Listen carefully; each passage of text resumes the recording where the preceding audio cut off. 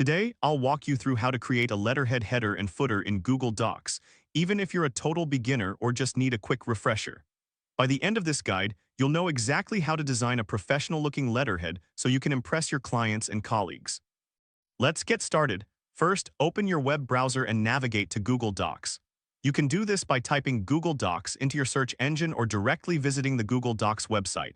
Once you're there, you'll be greeted with a clean interface ready for your creativity. Next, look for the template option on the main page. This is where you can find various pre-designed templates that can save you time and effort. Selecting a template can give your document a polished look right from the start.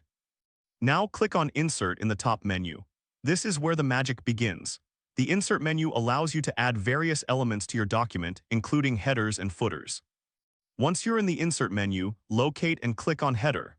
This action opens a space at the top of your document where you can add your letterhead information. And that's it, you can now type whatever you want to include in your header. This could be your name, company logo, or contact information. Feel free to customize it to reflect your personal or brand identity.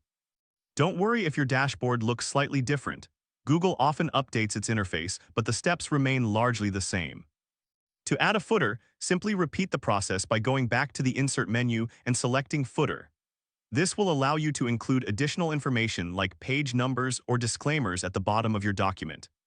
In summary, creating a letterhead header and footer in Google Docs is a straightforward process. You start by accessing Google Docs, selecting a template, navigating to the Insert menu, and then adding your header and footer details.